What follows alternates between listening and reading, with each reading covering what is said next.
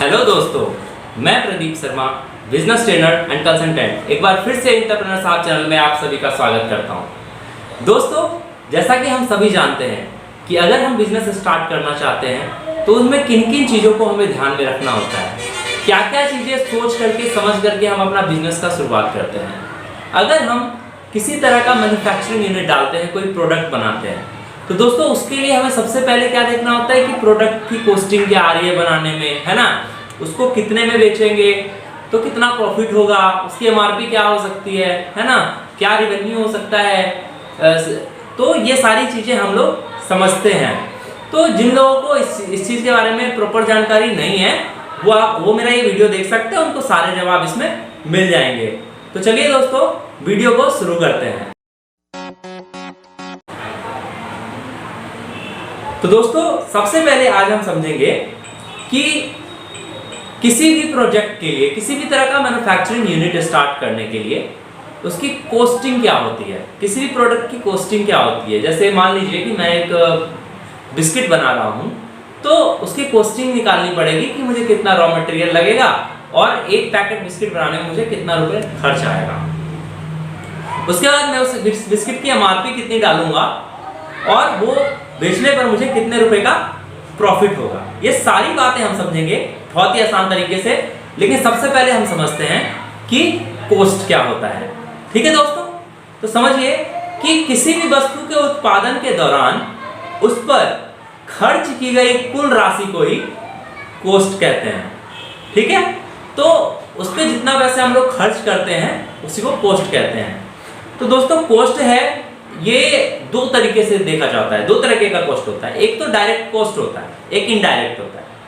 अब जो दोस्तों डायरेक्ट होता है ना, उसमें क्या क्या आता है कि हमने रॉ मटेरियल कितने का लाया है ना, लेबर चार्जेस क्या लग रहे हैं बनाने में, है ना, सप्लाई करने में क्या खर्चा आ रहा है। और इनडायरेक्ट कॉस्ट में क्या होता है दोस्तों कि हमारा मंथली रेंट क्या जा रहा है, हमारा मंथली एक्सपेंसेस क्या जा रहे हैं, हमारे मंथली मार्केटिंग एक्सपेंस क्या जा रहे हैं। तो ये सारे चीजों को देखकर ही हमारा कॉस्ट बनता है। तो क्या समझा हमने, कॉस्ट दो प्रकार के होते हैं, एक डायरेक्ट और एक इनडायरेक्ट। ठीक है दोस्तों, इसके बाद अब हमें समझना है कि असल में प्रॉफिट क्या होता है दोस्तों। ठीक है, कॉस्ट तो हमको समझ में आ गया होगा, अब प्रॉफिट समझना है। प्रॉफिट क्या होता है दोस्तों कि profit is the revenue remaining after all costs are paid, यानी कि लाभ सभी लागतों का भुगतान करने के बाद शेष राजस्व है। रेवेन्यू का हिंदी अर्थ होता है राजस्व, ठीक है, और प्रॉफिट का हिंदी होता है लाभ यानी फायदा। तो क्या होता है दोस्तों कि जब भी हमने जो भी इन्वेस्टमेंट किया हुआ है किसी भी मैन्युफैक्चरिंग में या किसी भी कंपनी में या किसी भी प्रोडक्ट पर, हमने जो भी इन्वेस्टमेंट किया है, जो भी लागत लगाई है, हमने जो भी पैसा लगाया हुआ है, तो उसको काट करके जो पैसा हमारे पास बचता है, जैसे कि हमने 10 रुपए का कोई प्रोडक्ट बनाया है, 4 रुपए का हमारा उसमें इन्वेस्टमेंट था, 6 रुपए में प्रॉफिट है, तो दोस्तों 6 ही रुपए प्रॉफिट है हमारा। ठीक है, इस चीज को समझना है। तो प्रॉफिट क्या होता है, जो लागत के पैसा को, अमाउंट को काट करके जो अमाउंट बचता है वो प्रॉफिट होता है दोस्तों। ठीक है, अब प्रॉफिट दोस्तों दो तरह का होता है, एक होता है आपका ग्रॉस प्रॉफिट और एक होता है आपका नेट प्रॉफिट। तो समझना है, ग्रॉस प्रॉफिट क्या होता है, ग्रॉस प्रॉफिट होता है सकल लाभ और नेट प्रॉफिट क्या होता है, शुद्ध लाभ। ठीक है, तो सकल लाभ क्या होता है दोस्तों कि सकल लाभ में हम सिर्फ इनडायरेक्ट जो हमारा कॉस्ट था, यानी कि जो हमने प्रोडक्ट को बनाने में खर्च किया है ना, प्रोडक्ट को बनाने में जो खर्च किया है उसको अगर हम माइनस कर दें टोटल सेल में से, ठीक है, तो वो हमारा ग्रॉस प्रॉफिट होता है।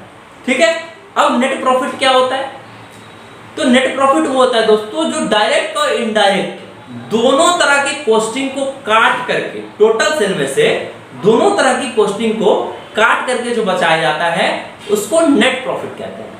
ठीक है जी, तो इस चीज को समझ लीजिए, मैं एक बार फिर से दोहरा देता हूं। ग्रॉस प्रॉफिट क्या होता है, जो इंस्टेंटली जो हम प्रोडक्ट बना रहे हैं उस टाइम की जो इन्वेस्टमेंट होती है, डायरेक्ट इन्वेस्टमेंट, वो काट के, मतलब टोटल सेल में से डायरेक्ट इन्वेस्टमेंट को काट करके जो अमाउंट आता है that is called gross profit. और नेट प्रॉफिट क्या होता है, जो ग्रॉस अमाउंट और नेट अमाउंट दोनों को टोटल सेल्स में से घटा देते हैं, तब जो अमाउंट आता है उसको नेट प्रॉफिट कहते हैं दोस्तों। ठीक है, तो अच्छे से इसको समझ लीजिए, मैंने डेफिनेशन भी मेंशन कर दिया है, आप स्क्रीनशॉट लेके भी पढ़ सकते हैं। इसके बाद दोस्तों अब मैं आपको इसको बहुत अच्छी तरीके से क्लियर कर दे रहा हूं। एक ये सीट लिया है मैंने जिसमें आपका टोटल रेवेन्यू है। टोटल रेवेन्यू मींस दोस्तों कि टोटल सेल है, और टोटल रेवेन्यू में यहां पर जो सेल सबसे ऊपर आप देख रहे हैं वो 2 लाख रुपए का है। ठीक है, अब 2 लाख रुपए का सेल है, तो 2 लाख रुपए की जो प्रोडक्ट थी उसको हमने बनाने में कितना पैसे खर्च किया, तो 2 लाख रुपए का प्रोडक्ट तैयार करने में मेरा जो खर्चा हुआ था वो 50,000 रुपए हुआ था। ठीक है, तो उसको हम माइनस कर देंगे। 2 लाख रुपए की जो टोटल सेल आई है उसमें से हम 50,000 रुपए जो हमने लागत की थी उसको माइनस कर देंगे। ठीक है, माइनस करने के बाद दोस्तों हमारे पास 1.5 लाख रुपए बच जाता है, जो कि हमारा ग्रॉस प्रॉफिट है। होप कि आपको ग्रॉस प्रॉफिट समझ में आया होगा। टोटल सेल में से दोस्तों कॉस्ट ऑफ गुड्स सोल्ड, यानी कि जो प्रोडक्ट बिका है उसको बनाने में जो खर्चा आया था 50,000 रुपए, वो मैंने टोटल रेवेन्यू से, टोटल सेल से माइनस कर दिया। ठीक है, तो 1.5 लाख रुपए मेरा ग्रॉस सेल हो गया। ठीक है दोस्तों, अब ऑपरेटिंग एक्सपेंस यानी कि जो इनडायरेक्ट जो एक्सपेंसेस हैं, जैसे किसी की सैलरी पे आउट हो गया या यूटिलिटीज या रेंट है ना, ये सब जो खर्चा है, ये मान लो कि 70,000 रुपए यहाँ पे एक्सपेंस है दोस्तों। ठीक है, तो मैंने क्या किया, वो 70,000 रुपए और पहले जो पोस्टिंग थी 50,000 रुपए और इंटरेस्ट 20,000 रुपए, इतना, और टैक्स भी 20,000 रुपए, ये सारे टैक्सेस और वगैरह वगैरह सब कुछ काट के आपका ग्रॉस प्रॉफिट जो है हमारा, और जो इनडायरेक्ट कॉस्ट है, इस सबको हटा करके जो टैक्सेस वगैरह काट के जो अमाउंट बचेगा वही हमारा नेट प्रॉफिट होता है। ठीक है, तो अभी ग्रॉस प्रॉफिट निकालने का फॉर्मूला क्या है, देखो मैंने बगल में मेंशन किया हुआ है, gross profit equal to total revenue minus cost of goods sales. यानी कि सबसे ऊपर हम देख रहे हैं टोटल रेवेन्यू हमारा 2 लाख है, उसमें से कॉस्ट ऑफ गुड्स सोल्ड वो हमने माइनस कर दिया, तो हमारा क्या आ गया, ग्रॉस प्रॉफिट आ गया दोस्तों। ठीक है, अब लास्ट में एक और आप देख लीजिए नेट प्रॉफिट निकालने के लिए, कि नेट प्रॉफिट जो आ रहा है 2 लाख रुपए, उसमें से ग्रॉस प्रॉफिट और एक्सपेंस दोनों माइनस कर दीजिए। ठीक है, मतलब ग्रॉस प्रॉफिट जो आया है तो ग्रॉस प्रॉफिट में से एक्सपेंसेस माइनस कर दीजिएगा, तो ऑब्वियसली ग्रॉस प्रॉफिट में पहले ऑलरेडी हमने पोस्टिंग निकाल रखी है 50,000 रुपए, तो वो जैसे एक्सपेंसेस माइनस करेंगे तो आपका नेट प्रॉफिट आ जाएगा। तो दोस्तों होप आपको ये वीडियो पूरा समझ में आ गया होगा, और अगर और कोई डाउट है और आप चाहते हैं कि इसी से रिलेटेड और कोई मैं वीडियो बनाऊं तो आप कमेंट सेक्शन में डाल सकते हैं। ठीक है दोस्तों, और अगर अभी तक आपने मेरा चैनल सब्सक्राइब नहीं किया है तो ऐसी बहुत सारी वीडियोस देखने के लिए आप मेरे चैनल को सब्सक्राइब कर सकते हैं। Thank you so much.